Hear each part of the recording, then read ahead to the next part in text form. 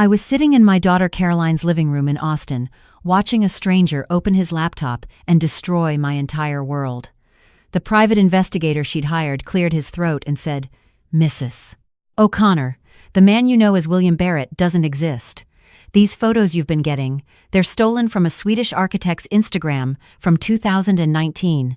The phone number traces to Lagos, Nigeria. I'm sorry, but you've been corresponding with a scammer for 2 years." I looked down at my phone, at the text message I'd received that morning. "Good morning, my darling Maggie. Counting the days until I can hold you in my arms. Just 47 more days until I'm home."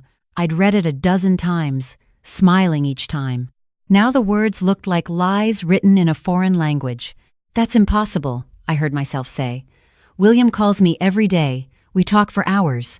The investigator pulled up a website, rows and rows of the same photos I had saved on my phone. William in a hard hat at a construction site, William in a tuxedo at some gala, William on a yacht. Each image marked with a red warning, "Scam alert, do not send money." Caroline was crying beside me. "Mom, how much did you give him?" I couldn't answer, couldn't breathe. The number was too big, too shameful. Let me back up. Let me tell you how a 63-year-old retired librarian who prided herself on being practical and sensible ended up here, in her daughter's living room, learning that the man she loved didn't exist. It started 4 years ago when my husband Robert died. Heart attack. No warning. 1 minute he was mowing the lawn. And that's when I realized the next he was this wasn't gone. just a story We'd been I married needed to 38 tell. years. It was a He was my moment that everything. changed everything After the for me. funeral, after everyone went back to their lives, I was alone in our house in Newton, Massachusetts. Jennifer called from Seattle every Sunday. Caroline texted me daily from Austin, but they had their own families, their own lives. I understood. I didn't want to be a burden. The loneliness was physical. It hurt. I'd wake up reaching for Robert and find empty sheets. I'd make dinner and realize I was cooking for one. I'd want to share something funny and remember there was no one to tell. I tried to stay busy. I volunteered at the library, where I'd worked for 35 years. I joined a book club. I took up watercolor painting. But none of it filled the hole Robert left. My sister Helen kept telling me I should try online dating. "Maggie, you're only 61. You've got years ahead of you. You don't have to be alone." "I'm too old for that," I said. Besides, I wouldn't know where to start. But late at night, scrolling through Facebook, I'd see other widows my age who'd found companions. I'd see posts about second chances at love, and I'd wonder, maybe that's when William found me. I'd posted something on a grief support group about how hard holidays were without Robert. Just a simple post, nothing special. But William commented. He said his wife had died 3 years ago from cancer, and he understood exactly how I felt. His words were so kind, so compassionate. We started messaging privately. He told me about his life. He was 65, a retired architect who'd been called back for one final project, designing a sustainable housing complex in Singapore. He'd been there for 6 months already, had another year to go. His wife, Margaret, he was gone now, had been his soulmate. He had one son who lived in California, but they weren't close. He was lonely, too. We messaged every day. Then he asked if he could call me. The first time I heard his voice, my heart jumped. He had a warm voice, a slight accent I couldn't quite place. British, maybe? He said he'd grown up in London but lived in America for 30 years. We talked for 2 hours that first night. About everything. Our marriages, our children, our dreams, our regrets. He made me laugh, really laugh, for the first time since Robert died. After that, we talked every day, sometimes twice a day. He'd call me in the morning his time, evening mine, and we'd talk while I had breakfast and he had dinner. He'd tell me about his day at the construction site. I'd tell him about my watercolor class, about the book I was reading. "You have such a beautiful voice, Maggie," he said. "I could listen to you read the phone book." I felt alive again. Seen. Important. After 3 months, he told me he loved me. "I know it's fast," he said. "I know we haven't met in person. But Maggie, I've never felt this way before. Not even with Margaret. You understand me in a way no one else does." "I love you too," I said. And I meant it. Jennifer was skeptical when I told her. "Mom, have you actually video chatted with this guy?" His internet connection is terrible in Singapore, I explained. But we talk on the phone all the time. Mom, please be careful. There are a lot of scammers out there targeting widows. William isn't a scammer, I said, annoyed. He's a successful architect. He doesn't need my money. But looking back now, I can see when it started. When the requests began, it was month 4. William called, and his voice was different. Stressed, worried. Darling, I'm sorry to burden you with this, but I'm in a bit of a situation. The project hit a snag with the local permits. I need to pay an expediting fee to the Singapore authorities, $5,000, and my accounts are temporarily frozen because of an IRS audit. My accountant says it'll be cleared up in 2 weeks. But if I don't pay this fee by Friday, we'll lose 3 months of work. He sounded so distressed, so unlike himself. I can help, I said. The words came out before I thought about them.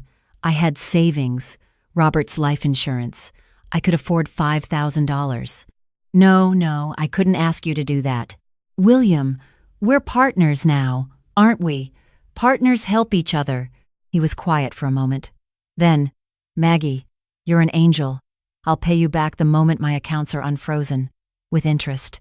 I wired the money the next day through Western Union. He called that night, crying, thanking me. You saved the project. You saved me. I'll never forget this. 2 weeks later, he paid me back. Every penny, plus $500 extra. See, he said, I told you I'd pay you back. I felt vindicated. See, I wanted to tell Jennifer, he's not a scammer. He paid me back. That should have been my warning.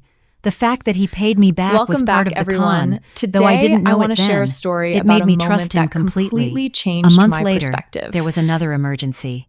A problem with the workers' union. $8,000 needed immediately, or the whole crew would walk off the job.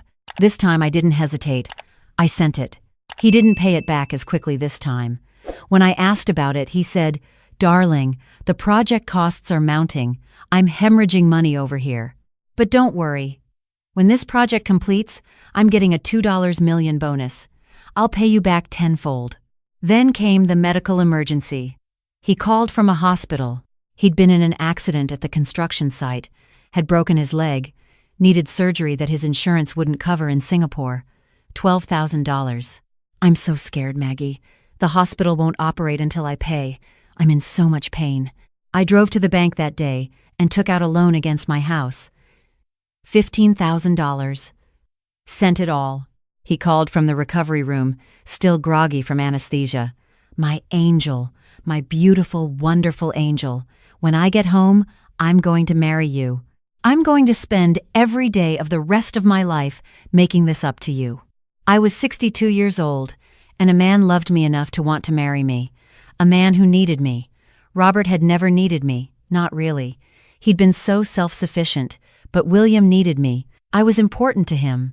Over the next year, there were more emergencies, always legitimate sounding, always urgent. His son in California got arrested. Bail money needed, $20,000. Tax penalties from working abroad, $15,000. Equipment stolen from the site, $25,000. Project delays requiring penalty payments, $18,000. His mother in London got sick, needed expensive treatment, $30,000. Each time he sounded desperate, apologetic. I hate asking you, Maggie. I'm so ashamed, but you're the only person I can turn to. I took out a second mortgage. I sold Robert's coin collection he'd spent 40 years building. I cashed out my retirement accounts, paid the penalties. I sold my car and bought a cheaper one. I stopped going to my book club because I couldn't afford the coffee shop afterwards. My daughters noticed. Of course they did. Caroline came to visit and saw my empty living room. Mom, where's the antique credenza? And Dad's wingback chair? I sold them. I'm downsizing. Mom, what's going on? Are you in financial trouble? No, honey, I'm fine, just simplifying. But I wasn't fine. I'd sent William $180,000 in 18 months. I had $12,000 left in my checking account. My house was mortgaged to the hilt. I was eating ramen noodles to save money. But it was all going to be worth it because William was coming home. Just 8 more weeks, my love, he said. I've booked my flight. January 15th. I'll land in Boston, and I'm never leaving you again. I was giddy. I started planning. Where would we live? Here in Newton? Should I redecorate? Should I buy new clothes? I hadn't been this excited in years. I told Jennifer and Caroline, "William's coming home. You'll finally get to meet him. You'll see. You'll see how wonderful he is." They exchanged a look that I didn't want to interpret. "Mom," Jennifer said carefully, "have you Googled this guy? Have you seen any proof that he's who he says he is?" "Of course he's who he says he is. We talk every day. But you've never video chatted? Never even seen him on FaceTime? I told you, the internet in Singapore is terrible." "Mom, Singapore has excellent internet. It's one of the most connected countries in the world." I felt defensive, angry. "Why can't you just be happy for me? I've been alone for 4 years. I finally found someone, and you're trying to ruin it." Jennifer backed off, but she didn't stop worrying. Neither did Caroline. 2 weeks before William was supposed to arrive, Caroline flew to Boston unannounced. She showed up at my door with a man in a suit. "Mom, this is David Chen. He's a private investigator. We need to talk." I refused to let them in at first. I don't need a private investigator. There's nothing to investigate. "Mom, please," Caroline was crying. "Just listen to him. If everything's fine, then we'll apologize and leave. But please, just listen." I let them in, furious. But Caroline was my daughter. I had to hear her out. That's when my world ended. When David Chen opened his laptop and showed me the truth, every photo William had sent me was stolen. The real man in the photos, Henrik Andersson, was a Swedish architect, married with 3 children, who'd never been to Singapore in his life. He'd posted about the scams using his image, warning people. The phone number I called every day was a virtual number routing through multiple countries, ending in Nigeria. William Barrett had sent identical messages to at least 50 women that David had identified. Same story, same emergencies, same promises. Some women had given more than I had. One woman in Florida had given $300,000. "The psychological tactic is called love bombing," David explained. "They build intense emotional intimacy quickly. They make you feel special, needed, loved. Then they create urgent situations where only you can help. They're very good at what they do." I never imagined it would be Mrs. possible, O'Connor. but looking This is a back professional now, it all operation. feels so I clear looked at and meant Caroline. to be. She was I am holding so my hand grateful. so tight it hurt. "When were you going to tell me?" I asked. "How long have you known?" "I've suspected for months, Mom. Jennifer and I both did. But we knew you wouldn't listen until we had proof." She was right. I wouldn't have. Even now, part of me wanted to argue, to defend William, to say they were wrong. David left us alone. Caroline sat with me on the couch, the same couch where I'd spent hours talking to William, believing every word. "How much?" she asked again. $180,000, I whispered. She made a sound like she'd been punched. "Oh, Mom, I'm so stupid," I said. And then I was crying. Really crying. Not for the money, though God knows that hurt, but for the loneliness that had made me so vulnerable, for being 63 years old and so desperate for love that I'd believed a fairy tale, for letting Robert down by squandering everything we'd built together. "You're not stupid," Caroline said fiercely. "You were lonely. You were grieving. They prey on people like you. This is not your fault." But it felt like my fault. We reported it to the FBI. They were kind but not optimistic. "These operations run from countries where we have no jurisdiction," the agent said. "We can file a report, but the chances of recovering your money are essentially zero." I tried calling William's number. It was disconnected. I sent messages on Facebook. He'd blocked me. 2 years of daily contact, gone in an instant. Caroline wanted me to move to Austin, to live with her and her family. "You can't afford this house anymore, Mom. Not with those mortgages." "This is my home," I said. "Robert and I raised you girls here." "Mom, you don't have a choice." But I did have one choice. I could face this head on or let it destroy me. I started going to a support group for scam victims. It met at the library, which felt appropriate. My library, the place I'd spent my career. The first meeting, I was ashamed to talk. These other people had been scammed by investment frauds, by fake charities, by business schemes. I'd been scammed by love. It felt more humiliating. But then a woman spoke up. Her name was Dorothy. She was 68, and she'd been scammed out of $200,000 by a soldier in Afghanistan who'd needed help getting his inheritance out of the country. "I taught high school English for 40 years, Dorothy said. "I had a master's degree. I considered myself intelligent. And yet, I fell for the oldest trick in the book. Do you know why? Because I was lonely. Because my husband had died and my children lived far away, and this fake man, made me feel special." I started crying again. Because she understood. She got it. Another woman, Ruth, 71, had been scammed by a doctor working for Doctors Without Borders. Another man, Frank, 75, had been scammed by a businesswoman in Dubai. We'd all been so lonely. We'd all wanted so badly to believe. The group leader, a woman named Sandra from the AARP fraud division, said something that stuck with me. "Shame keeps scammers in business. Victims don't report because they're embarrassed. They don't warn others because they feel stupid." But here's the truth.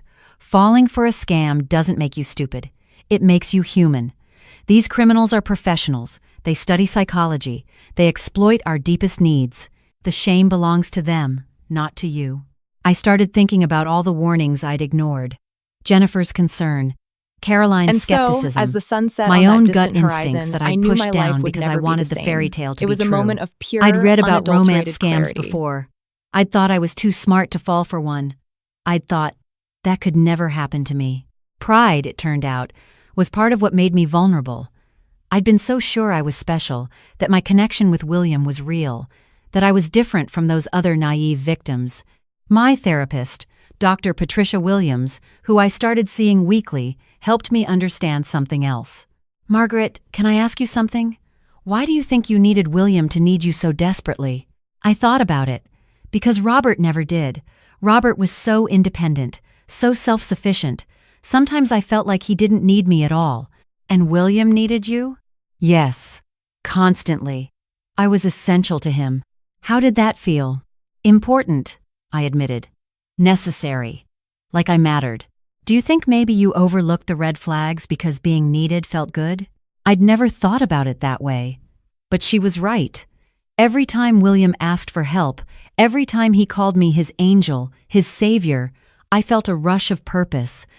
I felt vital in a way I hadn't felt in years. Real love, Dr. Williams said gently, doesn't require you to prove your worth by emptying your bank account. Real love doesn't create constant emergencies for you to solve. Real love is partnership, not rescue. I realized I'd learned the wrong lesson from my marriage to Robert. I'd interpreted his independence as not needing me, when really, it had been respect. He'd loved me as an equal, not as a savior. William, or whoever he really was, had manipulated my desire to be needed. And I'd let him, because it filled a void. 6 months after the revelation, I was in a different place. Not healed, not completely, but stronger. I'd sold the house in Newton. It broke my heart, but Caroline was right. I couldn't afford it. I moved into a small apartment in Brookline. Jennifer and Caroline helped me move, and we cried together over packing up 40 years of memories. But the apartment was mine. Paid in cash from what was left after paying off the mortgages. No one could take it from me. I started volunteering with Sandra at the AARP Fraud Prevention Program. We gave talks at senior centers about romance scams. I told my story over and over. Each time got a little easier. I was a librarian for 35 years, I'd say. I have a master's degree. I'm not stupid, but I was lonely, and I was grieving, and someone exploited that. If it can happen to me, it can happen to anyone. After one talk, a woman came up to me, crying. "I've been sending money to someone for 6 months. I've given him $40,000. I knew something was wrong, but I didn't want to believe it. Your story. It's like you were describing my life." We reported it together the next day. We saved her from losing more. That's when I realized, maybe this had happened for a reason. Maybe I could turn my shame into something useful. Maybe I could help others avoid the trap I'd fallen into. I started a blog, Confessions of a Scam Survivor. I wrote about every detail, every red flag I'd missed, every emotional manipulation I'd fallen for.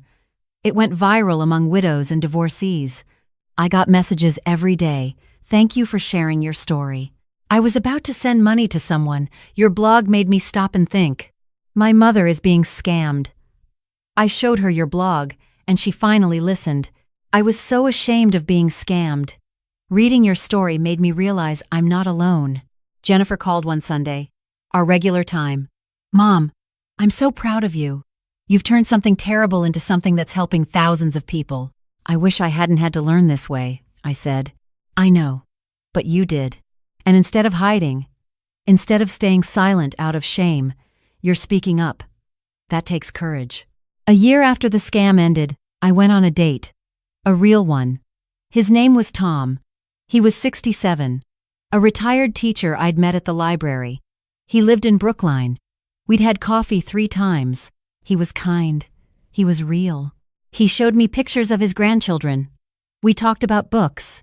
He wasn't exciting. He wasn't mysterious. He didn't make grand declarations of love. He was just normal, nice. After coffee, walking back to my apartment, he said, I'd like to see you again. Maybe dinner this time? There's a nice Italian place in Coolidge Corner. I'd like that, I said. How about I pick you up Saturday at 6? That sounds perfect. He did pick me up. At exactly 6. We had dinner. We talked about normal things, books we'd read, movies we'd seen, our children, our late spouses. He told me funny stories about teaching middle school. I told him about library catastrophes, like the time someone returned a book with a fish sandwich in it. When he drove me home, he walked me to my door like a gentleman. I had a lovely time, Margaret. I did too. May I call you this week? Yes, I'd like that. He did call. On Wednesday, we made plans for the following Sunday, lunch and a museum. It wasn't a fairy tale. There were no declarations of eternal love, no dramatic rescues, no intensity that burned so bright it blinded you to reality. It was real, honest, slow, safe, and that was exactly what I needed. I still have moments when I think about William. Not the real person behind the scam, whoever that was, but the fantasy I'd believed in, the voice on the phone who'd made me feel alive again. I grieve that loss, not because it was real, but because for a while it felt real, and feeling mattered, even if the source was fake. Dr. Williams says that's normal. You're grieving the hope, she says. The possibility, the dream of not being alone. That grief is valid, even though the person wasn't. My daughters worry I'm too trusting now, that I'll close myself off to love because I'm scared of being hurt again. But I'm not scared. I'm careful. There's a difference. I learned that loneliness makes you vulnerable, but it doesn't make you stupid. I learned that real love is patient. It doesn't rush. It doesn't demand. It doesn't create constant crises for you to solve. I learned that being needed isn't the same as being loved. And I learned that the shame belonged to the person who lied, not to me for believing. I'm 65 now. I live in my small apartment in Brookline. I volunteer 3 days a week helping other scam victims. I have coffee with Tom twice a week. We're taking it slow. My daughters call me regularly. I paint watercolors on Sunday mornings. I'm in a book club again, one I can afford.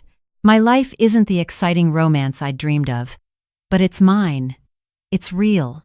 It's built on truth instead of lies. And that, I've learned, is worth more than any fairy tale. Last week, after I gave a talk at a senior center in Cambridge, a woman approached me. She was maybe 60, well-dressed, educated-looking, the type of woman who'd never think she'd fall for a scam. I've been talking to someone online for 3 months, she said quietly. He's asking me to wire money for a plane ticket to come visit me. It's only $2,500. That's not much, right? He says he'll pay me back. I looked at her. I saw myself 2 years ago, hopeful, lonely, wanting so badly to believe. What's your name? I asked. Linda. Linda, let me buy you a cup of coffee, and let me tell you my story. We sat for 2 hours. I told her everything. The calls, the escalating requests, the discovery, the aftermath. When I finished, she was crying. I knew, she said. Deep down, I knew something was wrong, but I didn't want to know. That's the hardest part, I said, admitting to yourself that you've been fooled. But Linda, you haven't sent the money yet. You can stop this now. She blocked him that day, called her bank to make sure he couldn't access anything, filed a report. A month later, she emailed me. You saved me. Not just my money, but my dignity. Thank you for having the courage to tell your story. That's why I do this. That's why I keep telling my story, even though it's embarrassing, even though I wish it had never happened. Because loneliness is universal. Because scammers are predators. And because shame keeps victims silent. I'm not silent anymore. My name is Margaret O'Connor. I'm 65 years old. I was scammed out of $180,000 by someone pretending to love me. But I'm still here. I'm still standing. And I'm using my voice to help others. That's not nothing. That's everything.